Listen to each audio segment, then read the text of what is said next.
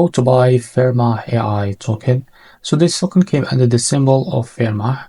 So before we start, this is not financial advice. I'm not professional or economic expert. So before investing in any project that you found on my channel, please do your own research. Now, as you can see, this token came or it's available on the DEX screeners. You can see here, guys. As you can see, if you can see here that this token, it's increased by 500,000% in the last 24 hours. It's good.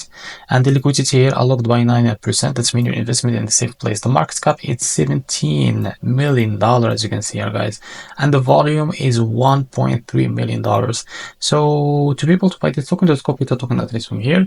And remember, this token came under the Ethereum network. Now open your wallet. For that, I will use the Bitget wallet. Click on wallet.